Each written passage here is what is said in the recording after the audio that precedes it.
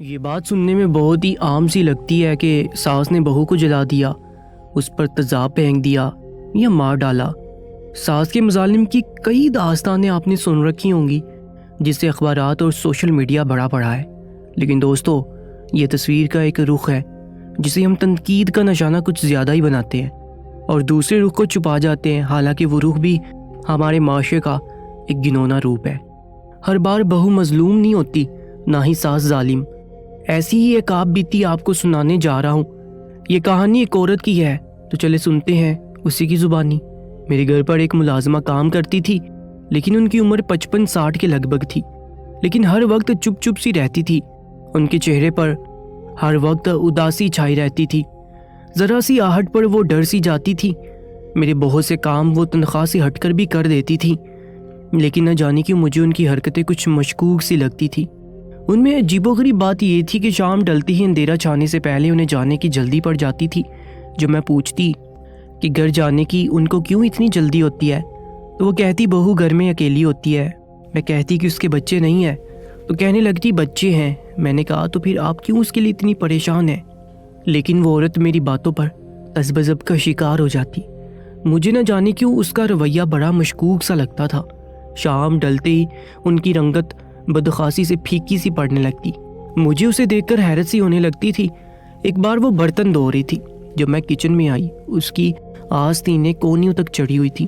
جو میں نے اس عورت کے بازو پر ایک گہرا گھاؤ دیکھا تو کانپ سی گئی۔ اس کا بازو بری طرح سے جھلسا ہوا تھا، یہاں تک کہ بازو کا گوشت تک جلا ہوا نظر آ رہا تھا۔ اب یہ بھی نہیں تھا کہ وہ زخم تازہ تھا، وہ زخم پرانا ہو چکا تھا، لیکن ابھی تک اس جلے حصے پر ماس نہیں آیا تھا۔ بازو کی یہ حالت دیکھ کر میں کانپ کر جرجری سی لے گئی تھی۔ میں نے پوچھا اماں جی آپ کے ہاتھ پر یہ زخم کیسا؟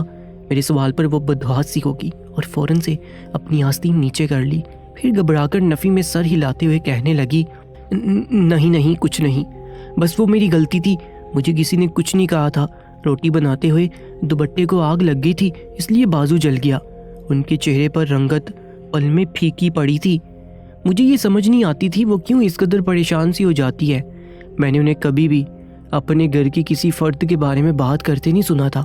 میں اگر پوچھ بھی لیتی تو ان کے چہرے پر بے چینی سی دیکھ کر مجھے ہی چپ ہونا پڑتا۔ ایک بار وہ میرے گھر کام کرنے کے لیے آئیں تو آنکھ کے پاس نیل سا پڑا ہوا تھا۔ ان کے چہرے کی یہ حالت دیکھ میں نے کہا کہ آپ کو کیا ہوا ہے؟ آپ کے چہرے پر یہ نیل کا نشان کیسے پڑ گیا؟ کہنے لگی کہ واش روم میں گر گئی تھی۔ میں نے انہیں فوراً سے کرسی پر بٹھایا، کہا کہ جب آپ کی چوٹ لگ گئی تھی تو آپ کام پر کیوں آئیں؟ وہ کہنے لگی کہ اتنی بھی زیادہ چوٹ نہیں ہے، بس ذرا سا نشان ہے، یہ چلا جائے گا۔ ان کی آنکھوں میں ایک اداسی سی تھی، ایک نمی تھی جو ہر وقت ان کی آنکھوں میں ٹھہری رہتی تھی۔ بات یوں کرتی جیسے ابھی رو دے گی۔ میں ان سے کچھ پوچھتی تو پریشان سی ہو جاتی، بات بات پر ڈر جاتی۔ مجھے وہ نارمل خاتون نہیں لگتی تھی۔ دوپہر کا کھانا وہ میرے گھر ہی کھاتی تھی، لیکن بس ایک روٹی میں نے کبھی انہیں ایک سے زیادہ روٹی کھاتے نہیں دیکھا تھا۔ میں ان سے بہت کہتی کہ پورا دن کام کرتی ہیں، کھانا تو پیٹ بھر کے کھایا کریں، تو کہنے لگتی میرے پیٹ کو اس سے زیادہ کھانے کی عادت نہیں رہی۔ ان کا گلوگیر لہجہ نہ جانے میرے دل کو کیوں بے چین کر دیتا تھا۔ مجھے یہ لگتا جیسے ان کی زندگی میں اب نارمل سا کچھ ہے۔ میں نے کبھی انہیں ہنسنا تو دور کی بات مسکراتے ہوئے بھی نہیں دیکھا تھا۔ ایک بار جب وہ کام کر رہی تھی تو مسلسل کھانس رہی تھی، چہرے سے لگ رہا تھا تھکی تھکی سی ہیں۔ میں نے ان کی پیشانی کو چھو کر دیکھا تو انہیں تیز بخار تھا۔ میں نے کہا کہ اماں جی آپ کو تو بخار ہے، پھر آپ کام پر کیوں آئیں؟ کہنے لگی اتنا بخار مجھے کچھ نہیں کہتا، میں اس بخار میں گھر کا کام بھی کیا کرتی ہوں، پھر چھٹی کرنے کو بھی جی نہیں چاہتا، گھر بیٹھ بیٹھ کے کیا کروں گی۔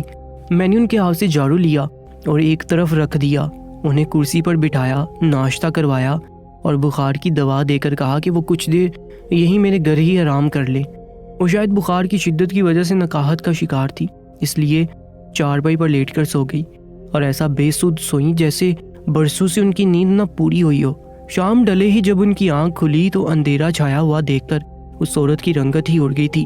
وہ بے حد بدحواس سی ہونے لگی، کہنے لگی بیگم صاحبہ آپ نے مجھے جگایا کیوں نہیں؟ میں نے کہا کوئی بات نہیں، گھر ہی جانا تھا، آرام سے چلی جانا۔ لیکن وہ تو یوں تھی کہ اگر ابھی گھر نہ پہنچی تو مر ہی جائے گی۔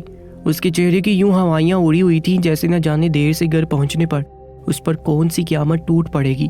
وہ بہت ہی عجلت میں چارپائی سے اٹھی، اپنی چادر سر پر لی اور تیزی سے گھر سے باہر نکل گئی۔ میں اس کی افراتفری دیکھ کر حیران ہوئی تھی۔ جس طرح وہ ہر وقت پریشان حال نظر آتی تھی، میں نے سوچا کہ مجھے ایک بار ان کے گھر جا کر دیکھنا چاہیے کہ آخر اس عورت کے ساتھ مسئلہ کیا ہے، جس عمر میں بھی وہ لوگوں کے گھر جا کر کام کر رہی تھی۔ جس عمر کی خواتین اٹھ کر پانی کا گلاس بھی نہیں لیتی، وہ بھی بہوؤں سے منگواتی ہیں۔ چلو اگر کوئی مجبوری ہے بھی تو وہ شام ڈلے بھی گھر چلی جائے، اس پر کون سا کوئی شک کر سکتا ہے؟ کام کاج میں دیر سویر تو ہو ہی جاتی ہے۔ اگر وہ جوان جہاں ہوتی بات سمجھ بھی آتی کہ شوہر شکی اور ظالم نہ ہو، لیکن اس عورت کا تو شوہر حیات ہی نہ تھا، ایک ہی بیٹا تھا اور گرب سنبھالنے کے لیے بہو بھی تھی۔ پھر کیوں ہر وقت اس کے چہرے پر خوف کے سائے سے چھائے رہتے تھے؟ ایک دن جب میں اس اماں جی سے یہ بات کہی کہ میں ان کے گھر جانا چاہتی ہوں، ان کی بہو سے ملنا چاہتی ہوں، تو میری بات سن کر وہ اس قدر پریشان ہوئی تھی کہ ہڑبڑاہٹ کا شکار ہونے لگی۔ ان کے منہ سے لفظ بھی ٹھیک سے ادا نہیں ہو رہے تھے۔ ان کے اندر کا خوف چہرے پر اس قدر عیاں ہونے لگا تھا کہ پل میں ان کی پیشانی سے پسینے بہنے لگے تھے۔ وہ میرے گھر نہ آنا بیگم صاحبہ، کبھی نہ آنا، یہ کہہ کر اس کی آنکھوں سے آنسو بہنے لگے۔ وہ پھوٹ پھوٹ کر رونے لگی۔ میں یہ سوچ رہی تھی کہ ایسا بھی میں نے کیا کہہ دیا جو وہ یوں رو رہی تھی۔ میں نے کہا اچھا نہیں آتی آپ کے گھر، آپ روئے مت، لیکن مجھے بتاؤ کہ آپ کے ساتھ مسئلہ کیا ہے۔ لیکن اس نے کچھ نہیں بتایا۔ لیکن میں سوچ چکی تھی اس عورت کے گھر ضرور جا کر دیکھوں گی کہ آخر اس عورت کی بددعاسی کی وجہ کیا ہے۔ ایک بار جب وہ میرے گھر کام کرنے کے بعد واپسی کے لیے نکلی تو میں کچھ فاصلے سے اس کا پیچھا کرنے لگی۔ اس کا گھر دیکھ کر حیرت سے میری آنکھیں پھٹی تھیں۔ اس کا گھر تو بہت بڑا پکا بنا ہوا تھا۔ اس کے گھر کو دیکھ کر یہ نہیں لگ رہا تھا کہ وہ غریب ہے یا ضرورت مند ہے۔ اس بات نے تو مجھے مزید الجھا کے رکھ دیا تھا۔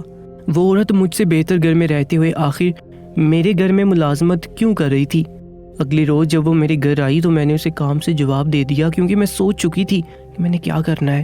وہ مجھ سے اپنی غلطی سوچنے لگی کہ میں اسے کیوں نوکری سے نکال رہی ہوں، لیکن میں نے اسے کہا کہ مجھے مالی پریشانی ہے، میں بھی کام پر نہیں رکھ سکتی۔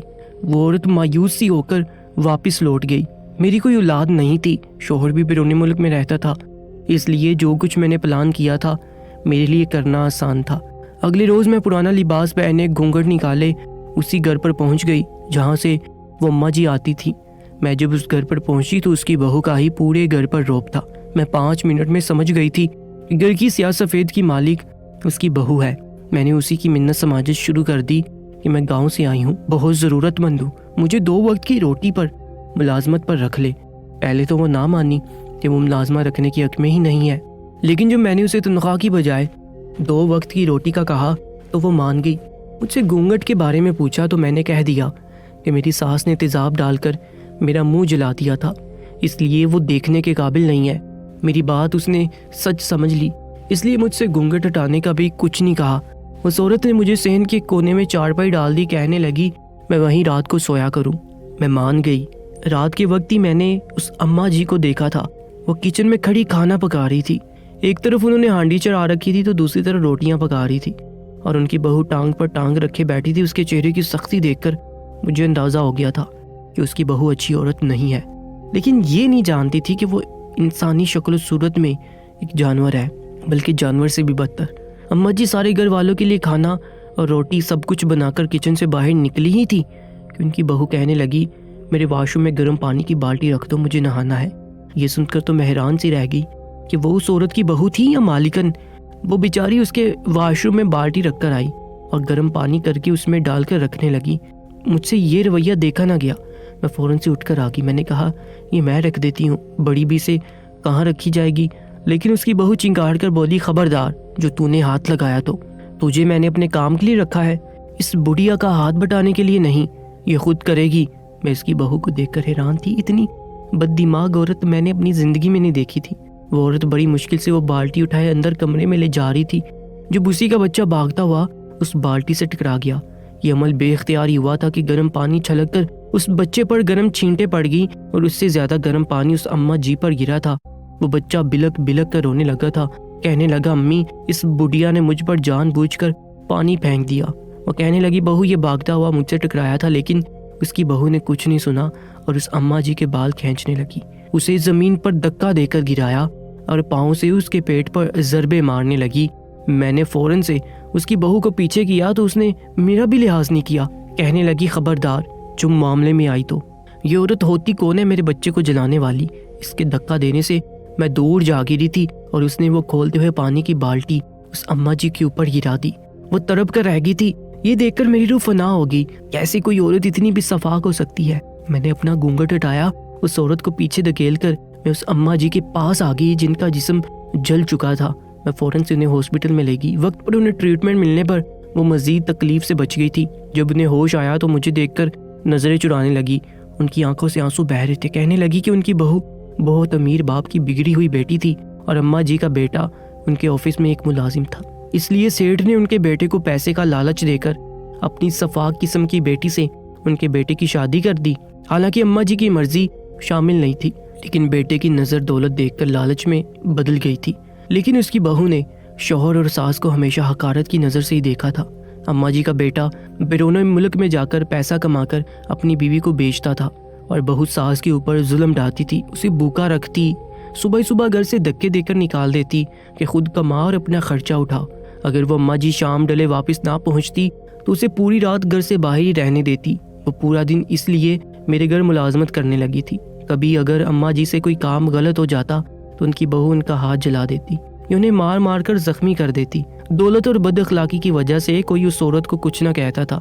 اماں جی کے آنسو بہ رہے تھے، دل سے سسکیاں اور آہیں نکل رہی تھی۔ گرم پانی کی جلن جب ان کے جسم پر ہوتی تو وہ تڑپ کر رہ جاتی۔ جیسے وہ ٹھیک ہوئی میں انہیں اپنے گھر لے آئی۔ وہ مجھے دعائیں دیتی نہیں تھکتی تھی، لیکن چند ماہ بعد سننے کو آیا کہ اماں جی کی بہو کے گھر کو آگ لگ گئی ہے اور وہ جل گئی ہے۔ اس کی چیخیں پورا محلہ سنتا تھا۔ وہ اتنا تڑپتی کہ اپنے منہ سے موت مانگنے لگتی۔ اماں جی کی آہیں اور آنسو نے اس عورت کو اسی اذیت میں مبتلا کر دیا تھا جو وہ اپنی ساس کو دیتی تھی۔ سچی کہتی ہے کہ ظلم کا بدلہ دنیا میں ہی شروع ہو جاتا ہے، اس لیے کسی کو اتنی تکلیف نہ دیں کہ اس کے آنسو آپ کے لیے وبال جان بن جائیں۔ دوستو، ایسی ہی سچی کہانیوں کے لیے اس چینل کو سبسکرائب کرنا مت بھولیے گا۔ اگر یہ کہانی آپ کو اچھی لگی ہے تو اس کو لائک اور شیئر کرنا بھی مت بھولیے گا۔